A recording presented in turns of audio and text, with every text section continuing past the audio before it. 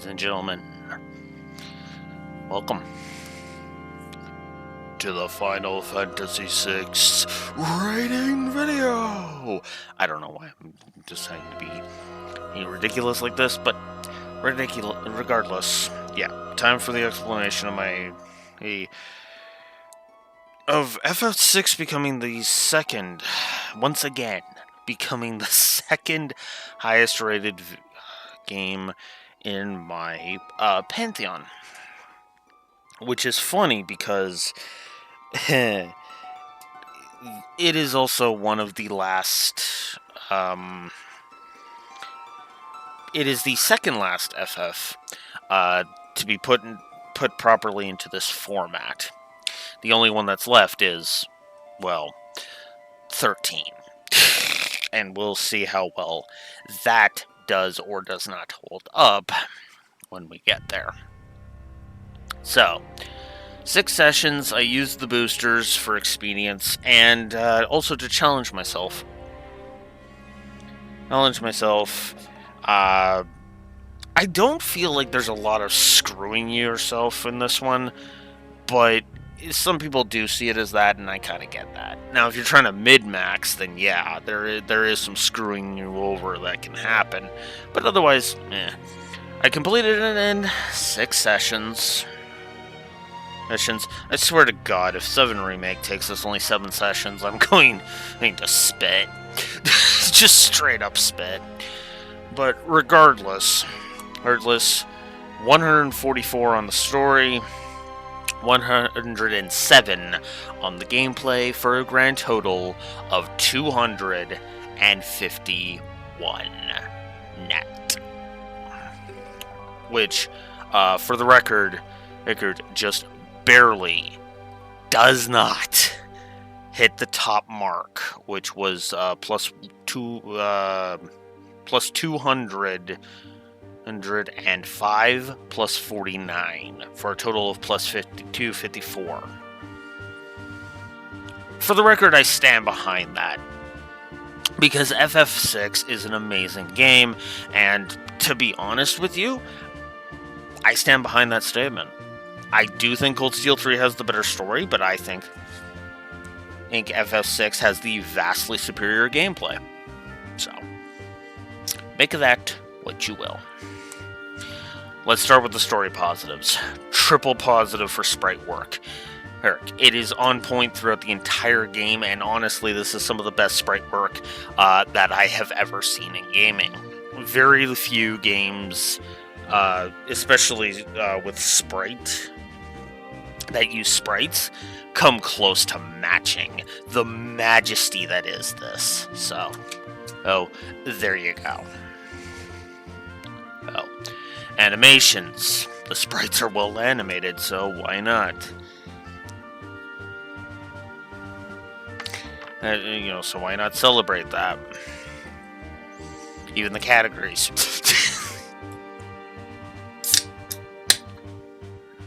Yes, I am talking about you. Anyways. So triple positive for the animations. Brickwork. Very well crafted. Triple positive there. Visual storytelling. Also triple positive.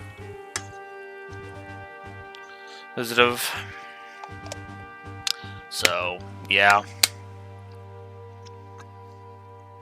Great stuff across the board. Music direction. Another triple positive. Just as good as it was in FF4, therefore, triple positive.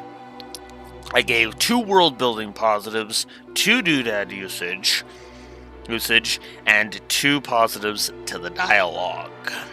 Look, this is all good stuff. I gave the writing in general a positive, as I feel it is thought out and well crafted. I gave it positive for banter, I gave it triple positive for humor, and for the first time ever, I have given a triple positive to Devil May Cry effect, and have even codified how a game gets a triple positive for Devil May Cry effect. So first of all, does Devil May Cry effect apply? In other words, does the silly and the serious mesh well? Hell, that's positive number 1. Is it continue? Does the meshing of the serious and the silly continue to mesh throughout large swaths of the game? Okay, cool. And this is the key part right here. Here, not only does it blend it well and continuously blend it well, but you got the B point here on the document that says would the removal of the silly elements make the overall story feel lesser as a result. So not only is the serious and the silly, meshing well, but would it feel jarring or weird or absent to remove the silly elements? Let me go ahead and say that with FF6, you would be kneecapping this story by removing the silly. Period. That's why it's a triple positive. 2 positives for NPC chatter. I gave 2 positives for Limblom effect. Well done with very little, as this still feels like a lived-in world. I gave a triple positive to the gameplay story integration. I feel it warrants it. The perspective shifting is never even remotely jarring and feels smooth. As if this were... So to explain this point a little bit, if this were an anime series, we wouldn't feel a continuity disconnect from going from one episode to the next kind of a thing. There's a flow to when we shift over to a different character's perspective. It never feels jarring that we're suddenly shifting over to that character's perspective, if that makes any sense. Now we get into the characters. Or one of the characters. I put Terra here. Whoops.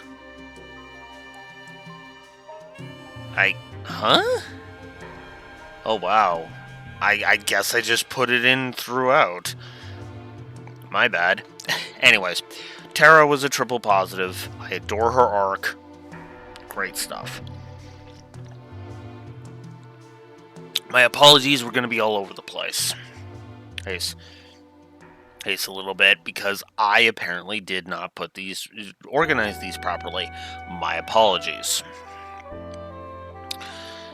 So, triple positive for pacing, triple positive for story sequencing, triple positive for storyboarding. I feel like all of the cutscenes were well thought out, and everything just keeps working well. Triple positive for the theme, the connections between people. Excellent use of it throughout the entire thing. This is honestly some of the best use of theme in the series for me, right? As I feel like a lot of the other FFs don't know what they want their theme to be, and so they just kind of have a mishmash. This one absolutely knows what its theme is and what it wants that theme to be. A triple positive for atmosphere and a triple positive for tone, as I feel the tone and the atmosphere are nailed throughout the entire game. Good background lore. Triple positive for internal continuity. A positive for visual continuity. I gave a positive for consequence storytelling, as there are consequences for all of the party's actions, pretty much. I gave a positive to this plot. Are we finally into the characters? Not really. Foreshadowing, I gave a triple positive to. Is there any other ones, or can we finally start talking about the characters? Okay, we can start talking about the characters. So, Kefka. Alright, so despite me feeling like his fans and fanboys overblow him and read way too much into his character, I still think he's a great villain. villain, and he is popular for a reason, right? Do not mistake me, you know? Now, if only the entire internet could stop sucking his dick so fucking hard. 2 positives for him. And for the record, even if the internet wasn't constantly sucking his dick, I think he would be 2 positives. Not quite a triple. Not really. I don't even remember how many positives I gave Sephiroth, but, you know, I could look it up, but it doesn't matter. Actually, I can look it up on my phone, because I have Microsoft Word on my phone. Oh, very, very handy idea. Very handy to have. If you give me one quick moment to look this up, this will not take me long.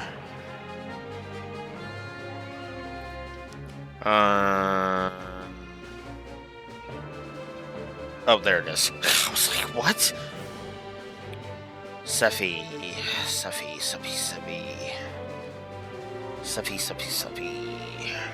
Let's see.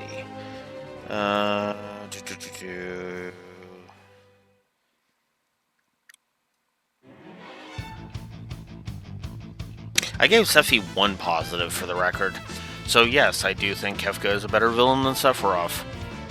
Make of that what you will.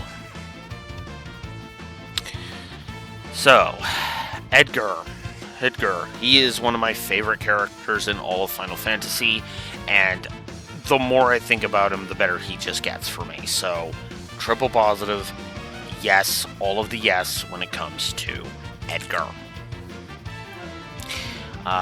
Then there's Sabin. Then there's his brother Sabin, who is awesome. Is a great addition to the party. So I gave him 2 positives. Positives. Give me a moment. I'm going to clean my the shell of my mouse here real quick. Okay. Sorry about that, folks. Folks, I like my mouse to feel nice and smooth. Alright, Celeste. Well, I'm not someone who thinks her romance with Locke is the greatest in all of fiction, or even in FF. I do admit I really like her character, and feel she has a fantastic arc throughout the game, complete with her most famous scene, which I admit I have mixed feelings about, which I'll explain when we get there. Regardless, yeah, she still earned 2 positives. I like Cyan and his arc. I like General Leo. And I do feel like him not becoming a party member is nothing short of criminal. Zetzer's really cool. Cid is a fascinating character, even if he is a bit blind to the obvious. I find Realm fascinating in her ability to see the good in practically everyone, even Ultros, as much as that irks and disgusts me. Because Ultros is a hentai tentacle monster. His actions literally paint him as that. Anyways. Now we get into the moments I liked. So, when Figaro burns from Kefka and it dives into the sand to save itself, love that scene. The optional scene of having Terra use magic between Figaro and the Returner base is awesome, and is also hilarious.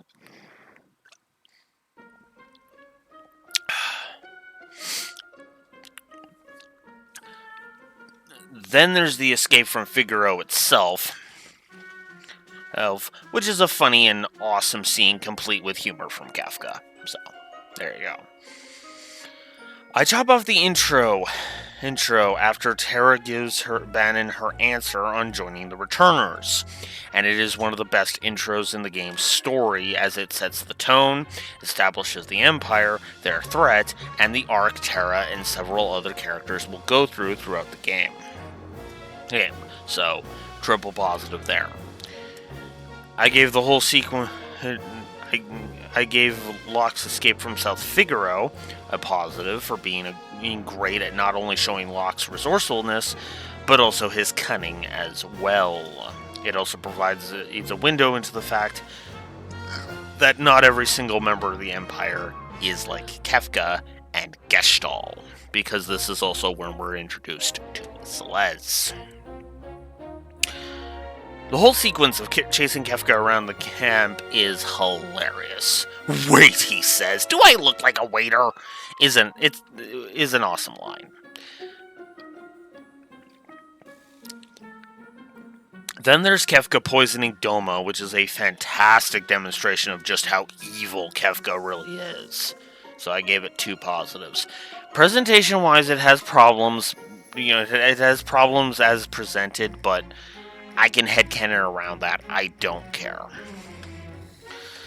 Cyan's rage is awesomely handled. First of all, him being crazed makes all of the sense, and it is made even better with him being out of the player's control during it, leading to me giving 2 positives.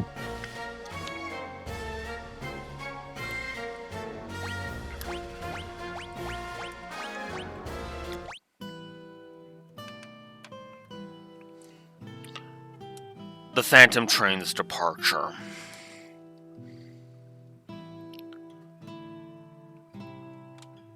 That scene, it hits. It is a powerful scene and will remain one of the greatest scenes in all of gaming for me.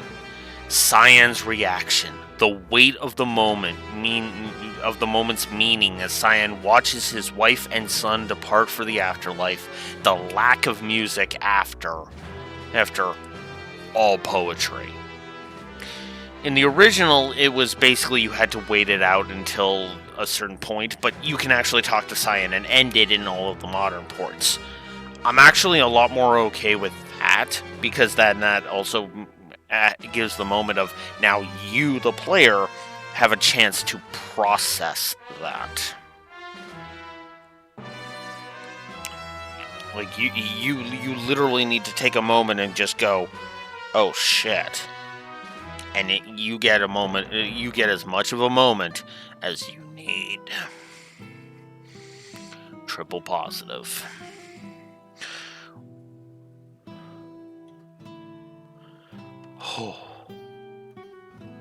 But yeah, it's...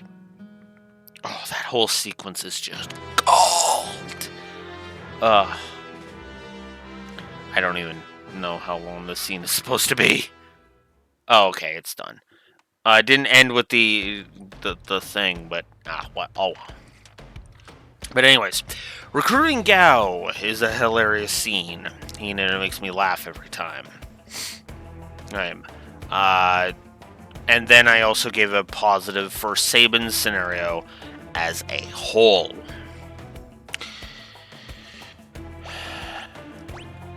Let's go with...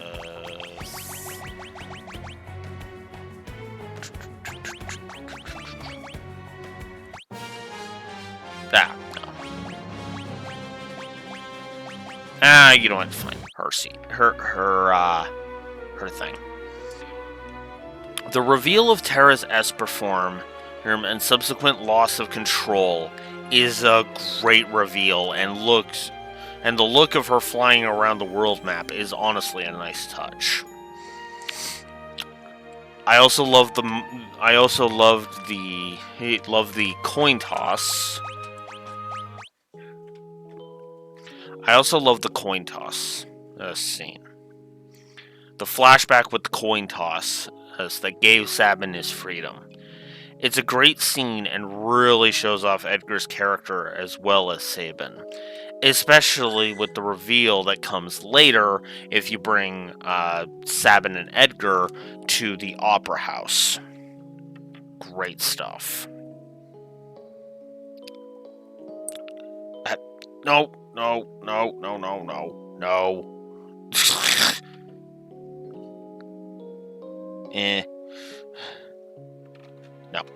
Anyways. So yeah, triple positive for that scene. Zozo's atmosphere. Here is very interesting as a rundown town. As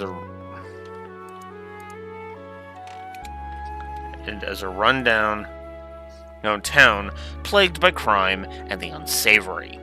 A fantastic example of visual storytelling and gameplay story integration. 2 positives. I like the scene where Remu explains about how to help Terra and asks the party to infiltrate the Magitech research facility. Magicite in lore, it got a positive because I love how much sense it makes. The Rachel stuff, despite some implications, is a great story beat for Locke. I don't personally care for it, but it's fine. Hang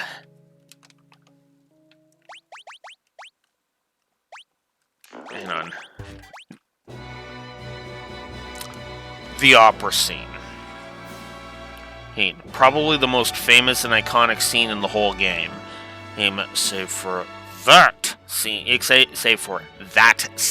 in the World of Ruin. You know the scene I'm talking about when I say that scene. Don't front. The Pixel Remaster honestly is the only version that I feel is worth all the hype. It is a good scene in the other versions, don't mistake me, but the singing in the Pixel Remaster makes it an experience. This is honestly the only version that I gave a triple positive to. I also like Celeste's gamble with Setzer. It shows that Setzer is fallible.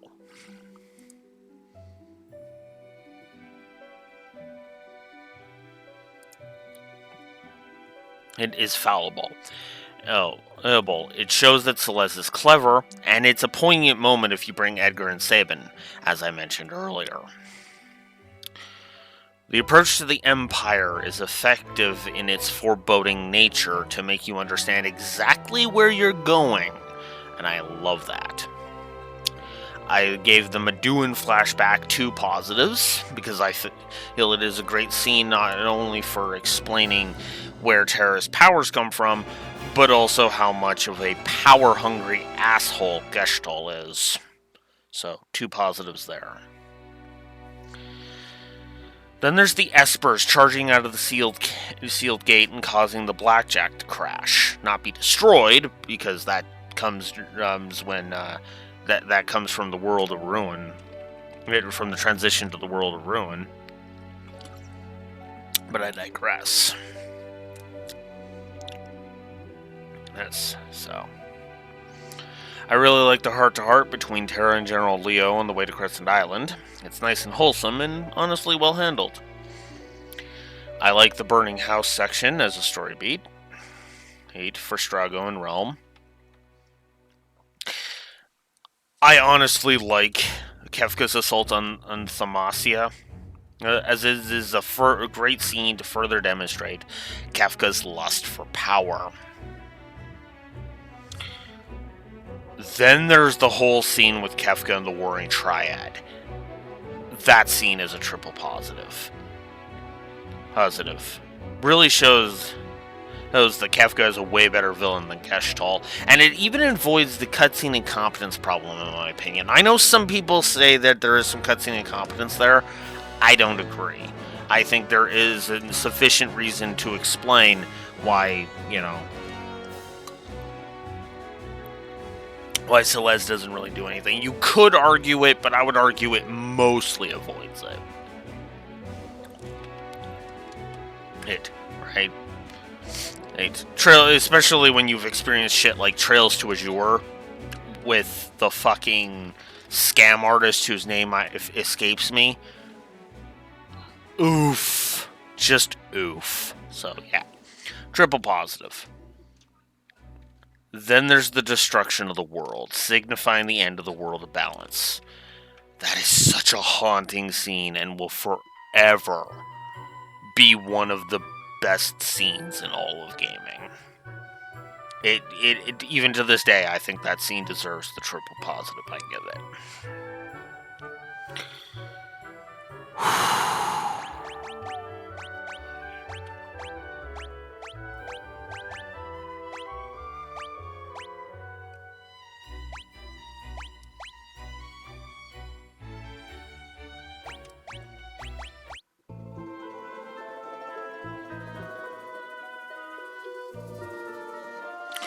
Celeste's suicide. Hate attempt. It is one of the most heart-wrenching scenes in... And honestly, viewing it again helped me to understand that it wasn't... Because I kind of had this notion of... she's throwing herself off that cliff because Locke isn't there, but when you actually sit back and think about it, no, Locke being absent was just the last straw. The straw that broke the camel's back, so to speak. So, yeah, triple positive. Then there's the flashback that Zetzer has of Daryl. It's a nice dive into Zetzer's past, and I like it. And honestly, I do like that it leads to the best song in this game. Bar none. So for this next few positives, I'm going to go ahead and have this song playing. So, I like this dreamscape as a dive into Cyan's character. Tara regaining her confidence is a fantastic scene worth a triple positive. Locke's closure with Rachel is a great scene and a great close to his character arc. I gave a positive for the character-driven nature of the world of Ruin. I love the confrontation with Kefka right before the final battle, as I feel it is awesome and is a perfect culmination of all the characters and their arcs.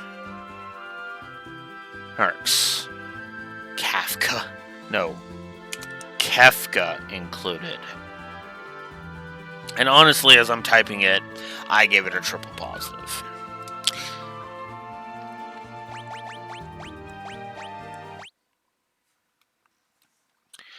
Dancing Mad is storytelling through music done right, as it accents the story rather than telling it so that the writing doesn't have to. Looking at you, Ruby, you know what you've fucking done, what you've been constantly fucking doing. And then there's the ending, which is just a fantastic wrap-up of the story, and is a triple positive. Also, I gave a positive for Tara letting down her hair, because that is just beautiful. Also, triple positive on the story for the outro. Can you blame me?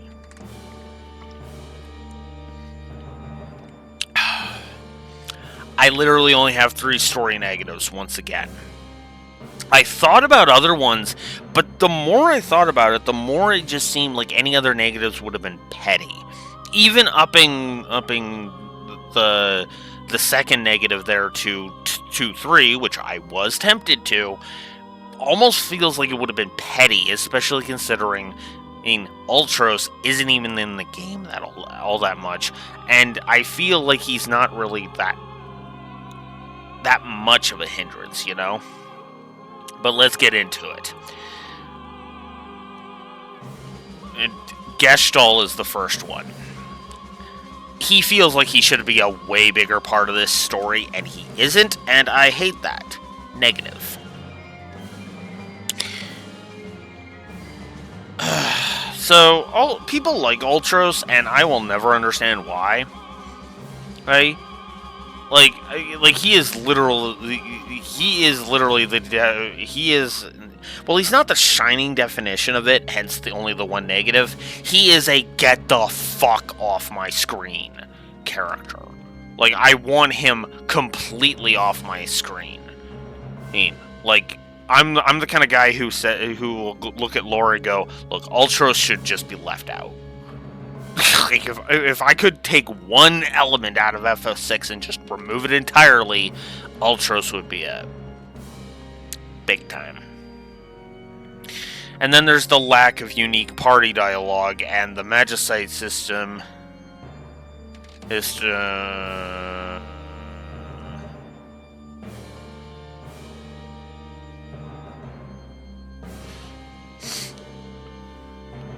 Oh, yeah, okay, let's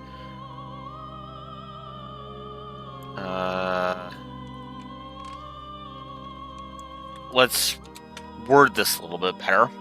The lack of unique party dialogue means that because the roster is 14 characters big, by the end of the World of Ruin, several characters get little to no development. They are basically just game pieces, and even more so than some Fire Emblem games suffer from. So that's why the negative there. It is basically the only one from the Do I Agree With list that I put here, because I do agree that's not great. Otherwise, it would just be 2 negatives, literally. So there you go. Now let's get into the gameplay positives. As I said, the gameplay ended with a plus 107 net. Let's get into it. The music. Of course I'm giving the music in general a triple positive, and you might think I'm nuts, but I literally gave 1, 2, 3, 4 songs triple positives. Call me insane if you want, I'll own up to it, but I think all 4 of the songs deserve it. Dancing Mad, Head, Balance is Restored,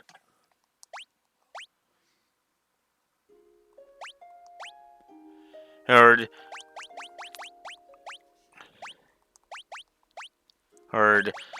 Searching for Friends, which I still say is the best song in the entire thing, and of course,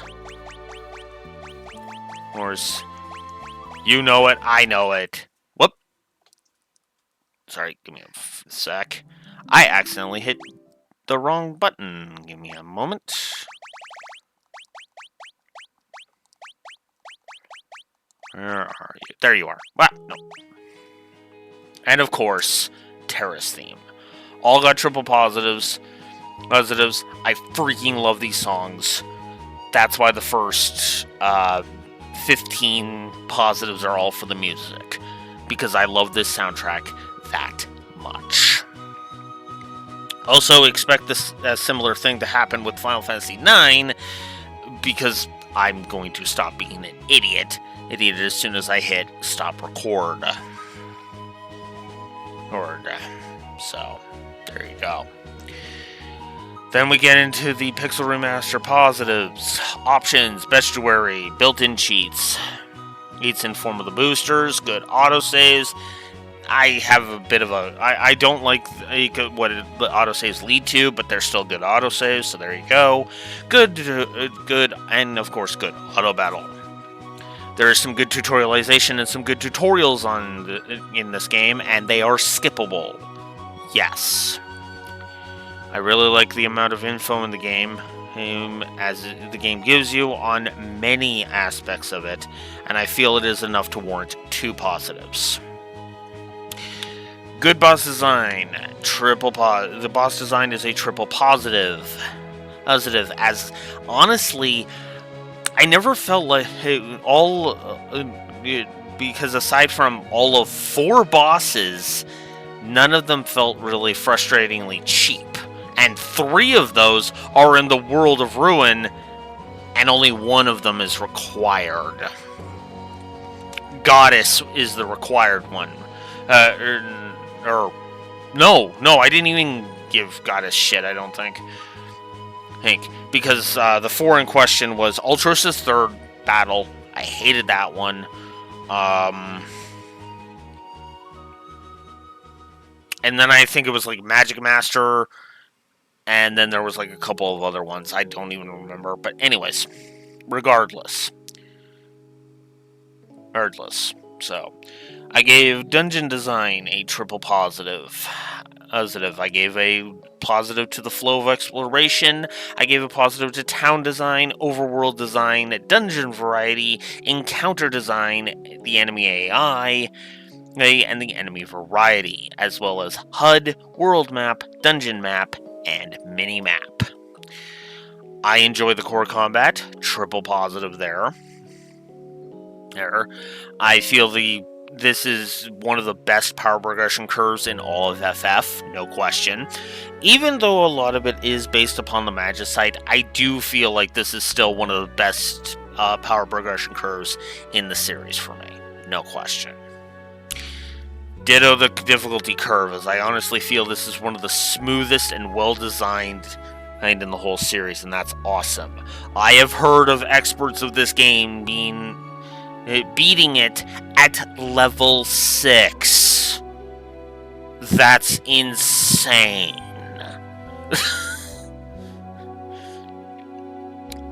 So yeah, triple positive there. I gave a triple positive to the quality of life. I gave an positive to the interface on the menus and in combat. The relics as abilities got 2 positives out of me. NPCs being helpful, triple positive. Itemization and loot got a triple positive out of me. Gameplay story integration, there's the triple positive there. There's a lot of good visual distinction, which I gave 2 positives to. Would have been 3, but there were some areas that were a little too... What the fuck am I looking at? To ignore. The Magicite system is a double positive, as it is my favorite. While it's not my favorite in all of FF, as that would be Materia, nevertheless, it's a great system and allows your party to have a wide spell pool, which gets larger the more Magicite you gain. So, and the multipliers also on certain spells makes the decision of which Esper to have all the more engaging, netting the system 2 positives. I gave 2 positives for the Zen of leveling, as I really enjoy leveling in this game.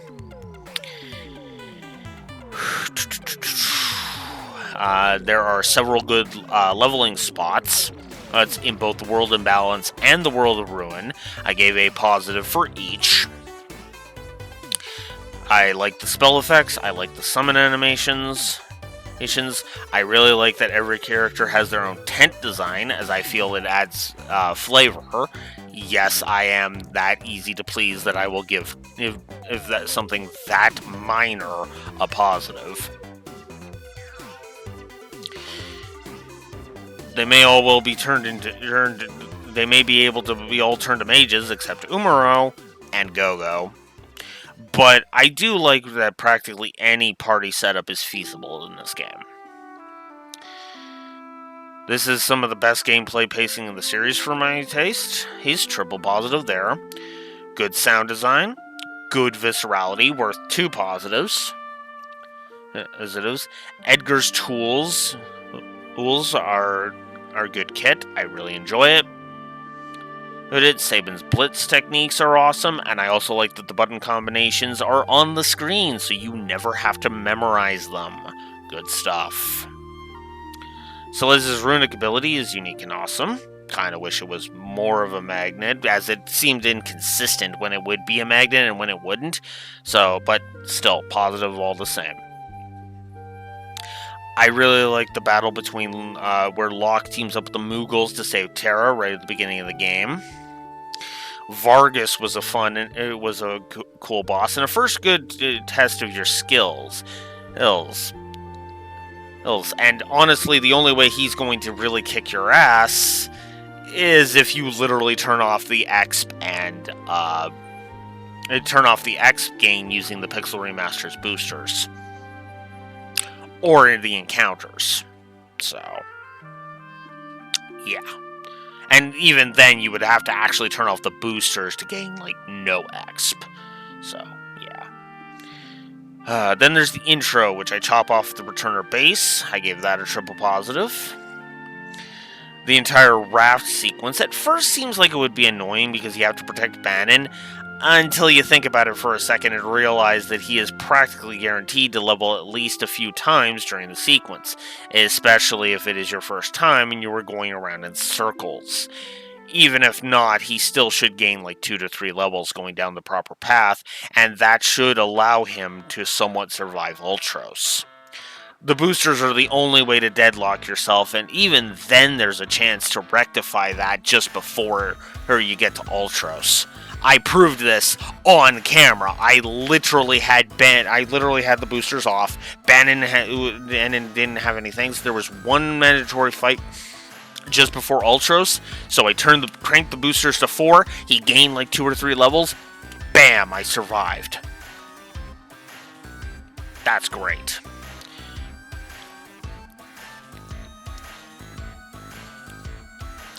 I do like the whole choose a scenario Kupo. It allows you to progress the story or you are most interested in first. Also, good gameplay variety when it comes to choose a scenario Kupo. I liked Tunnel Armor as a tutorial for Celeste's runic ability. Locke's entire escape from South Figaro is a fun little romp of a section and has a nice wide margin of error. Cyan's Rage, from a gameplay perspective, is fun even from a gameplay perspective, and the gameplay story integration is exquisite. Phantom Train is a fun and awesome boss fight. Don't forget to suplex the train; it's a rite of passage. Message: Meteor Strike for those that are playing this for the first time. The group battle against Kefka and Narsh, I really liked playing that, going through that, especially considering Kefka's goons are actually finite. So that's cool. Triple positive there. Dadaluma is a fun if simple boss fight, which contrasts with where you fight him. Yeah. Then there's the opera scene from a gameplay perspective, which is good. And while everyone else might think that it deserves top marks, for me, Ultros is still an overrated shit stain, and I hate him. So, 2 positives to gameplay for the opera scene. The Magitech Research Facility is honestly a good dungeon, and with some good rewards, especially the Shiva and Ifrit Magicite. Then there's the escape from the facility, which is honestly good in this version, if for no other reason than the fact that it is longer. It is no longer represented with headache-inducing visuals. Yeah, the old one just looks like just kind of makes me even makes my eyes strain a little bit. So I'm like, ugh, right? Okay. I like the whole sequence when you approach the floating continent. It's fun, it has multiple chances for you to recover, and even Ultros manages to feel way less cheap and annoying. So, 2 positives there. Then there's the floating continent itself, which I gave a positive to. Then there's Ultima Weapon on the floating continent, which I feel is an epic boss battle and works well as the boss the final boss of the World of Balance, basically. He hits like a truck, but is not cheap. Though you absolutely need to stay on your toes if you aren't over-leveled like I was. I was mid to high 30s with all the spells learned. So, with the exception of Shadow for obvious reasons. And yeah, that is over-leveled as fuck for the floating continent. Like, holy shit. Like, level 20 is usually where I'm at when I hit the floating continent. If I'm not, sitting there and grinding my balls off, Which I actually enjoy doing, so shrug. Then there's Dullahan. I honestly thought he was a pretty fun and challenging fight. Though I could see someone feeling he's cheap with the holy spam and all. Then there's the Storm Dragon, who may love his AoE spam, but if you're ready for him, he's definitely manageable. I like taking down the Dream Stooges. The Dreamscape itself was an interesting and unique dungeon, and was actually kind of fun to traverse. Yes, even with the puzzles on the train and in the looping mines. Quetzali was an awesome and useful Esper, and I love the strats you can do with him. I like fighting Death Gaze, as I actually feel he fights fair, save for the instant level 5 death right at the start, but that aside, he fights fair, and well, yes, you will more than likely have to face him multiple times because he flees. The damage you do carries over to the next time you fight him. him. Also, you can actually see where he is on the world map, which means you will never be fully caught off guard fighting him.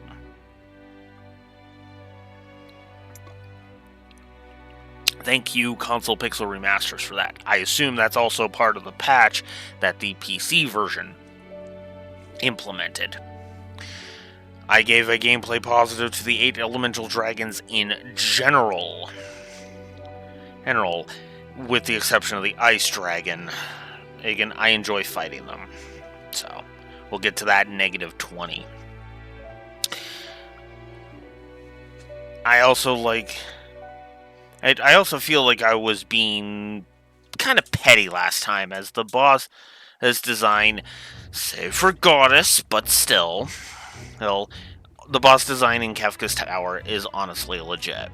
So, there you go. Ultima Buster is fun as the super optional, even if Ultima spam kind of wrecks his shit. As I proved. Also, I feel Kefka's Tower, while still not my favorite final dungeon in the series, is nevertheless one of the best in the series, and more than worthy of the praise it has garnered over the years. So I went ahead and gave it a triple positive. The final battle against Kefka is a triple positive because, yeah, the music, the multiple stages, the symbolism, hell, even the fight itself, while cheesable, is nevertheless one that requires you to pay attention. So, yeah. Then the outro on the gameplay axis is just fun throughout, and to this day, it shows why it is as beloved as it is. Kefka's Tower is a great final dungeon. The final boss, his fights are awesome, and Kefka himself is great and iconic final battle. So, yes, triple positive to that. Also, replayability. This is one of the few games that I will be giving a triple positive to replayability. So, we established this back in FF5. Replayability is, would I replay it again? Does the game encourage you to replay it? And does the game go above and beyond to make it so that FF5, so that each replay could be unique if you felt like it?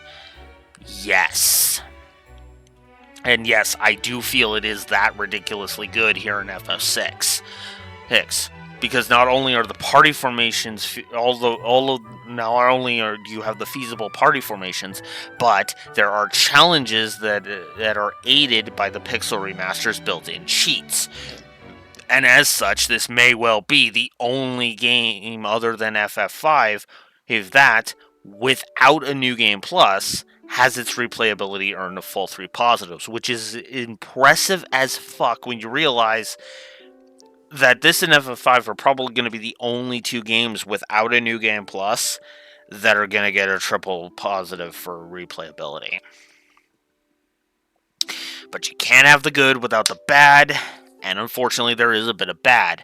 We do have a couple of aggregate negatives, though. The aggregate negatives are very simple. These things are small details that I feel like are not worthy of full negatives, but are nevertheless things we should acknowledge, and if there's enough of them, they'll fill out. My limit is, magic number is 5. If tiny little things add up to frustration to the tune of 5 of them, then I will add it. Otherwise, no. So, the autosaves cause some wonkiness with the save system, as it means that cheesing the leveling is replaced by the autosaves. I don't much care for that, because what happened is you would be bumped back to your last save point, but all of the leveling you've done, like your levels, your progress with the Magicite, all of that would be retained. That's gone because of the autosaves. Not a fan. Running is kind of annoying, though it is better than in the older games. I hate that Gao's Prank costs you 500 gil unless you have less than 500. I don't much care for Serpent Trench. The menu portraits are not my thing as well. That filled out aggregate number 1. The second and final aggregate, I really don't like potions and high potions having their healing cut in half. Potions heal 50, high potions heal 250. I feel like that's just too little, you know? Just, ugh. That's not the solution to the price he's gouging. Those guys, come on. There are certain areas where I feel the encounter rate is too high. Yes, the encounter rate only got an aggregate negative. Zozo and Kefka's Tower being the biggest offenders. Changing party members is a bit clunky for me. Not enough to be super annoying, hence it being part of an aggregate, but still. Waiting for Shadow or he dies on the floating continent. God, that is wonky. Recruiting characters in the World of Ruin is annoying as it usually requires a specific order in some cases. For example, you need Realm to get Strago. You need...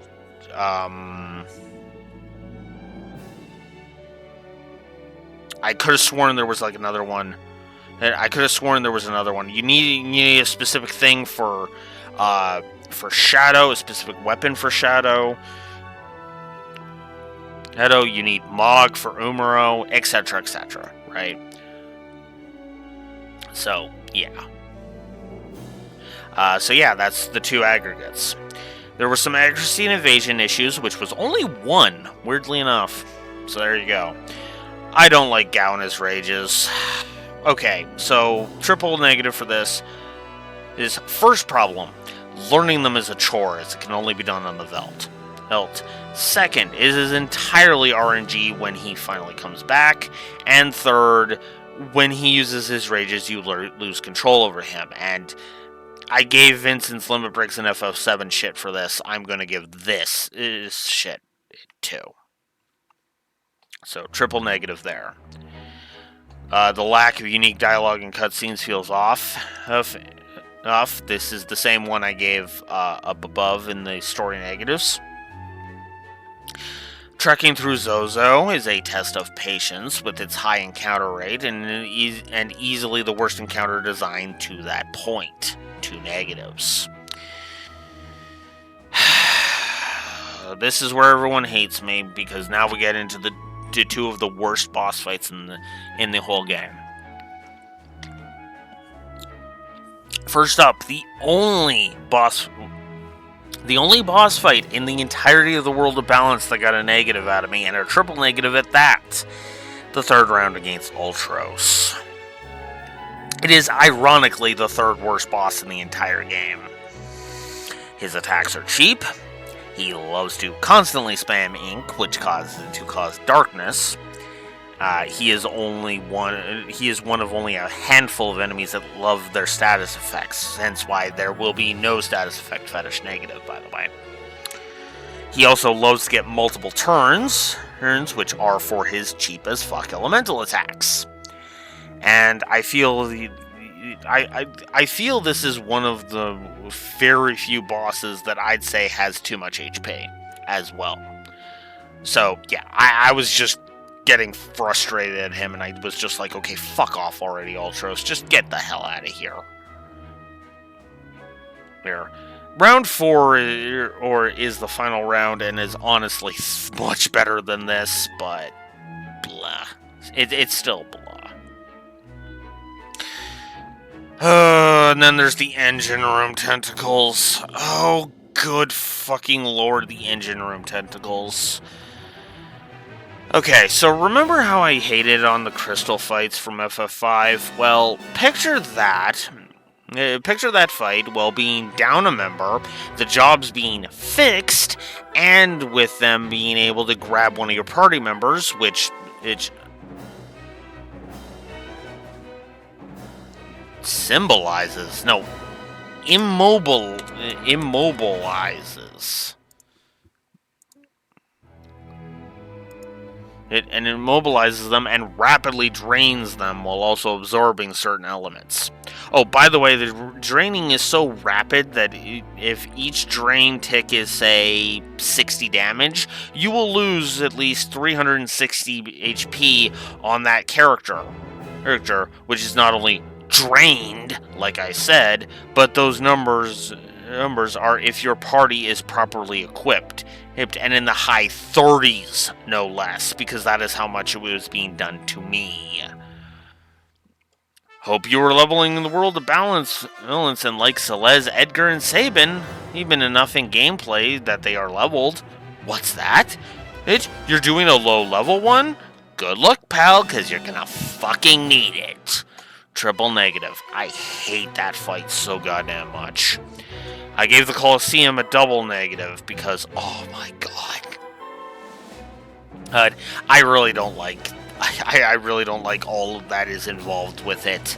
The stuff with Shadow, requiring a specific item, you have no control over the fights, and blah, I don't like it. This will probably seem like my most petty negative, but here it is. Moogle's Charm, known as Molulu's Charm in the Pixel Remaster, is the most overrated hunk of garbage in the franchise equipment-wise. Problem number 1, only Mog can equip it, which sucks. In other words, I need Mog or I have to suffer encounters. Really? Problem number 2, you get in the world of Ruin, which means, barring side content, which all the recruitment except Celeste, Edgar, and Setzer are, by the way, the only thing left is Kefka's Tower. And problem 3. On the Pixel Remaster, the built-in cheats make the thing completely fucking pointless. Yeah. So there's your negative there. So I gave the Phoenix Cave a negative.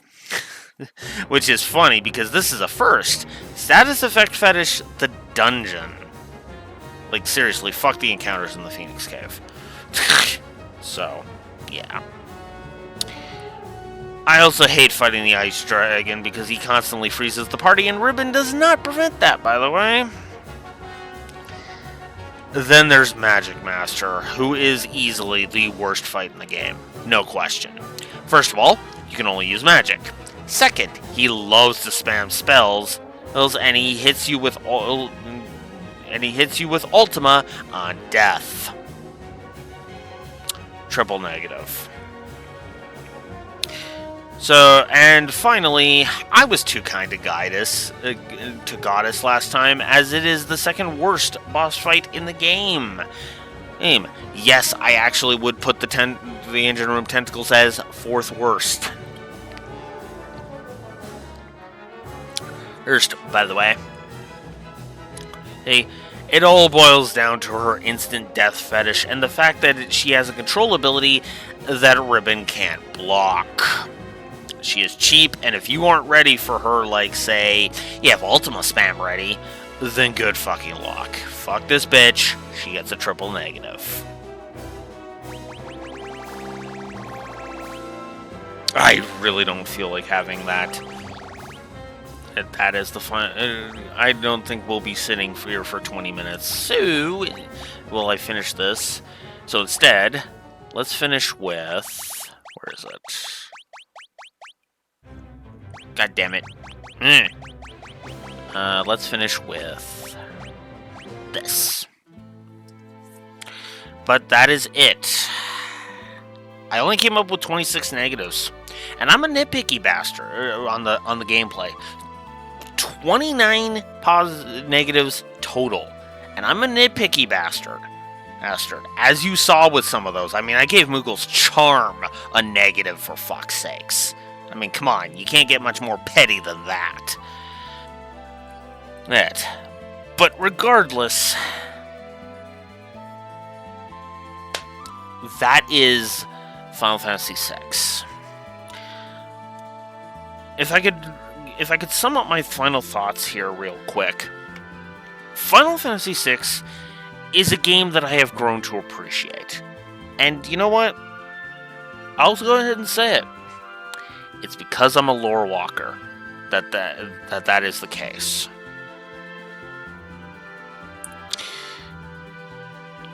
I am, of course, a lore walker through and through, and I am not ashamed to say it in any capacity.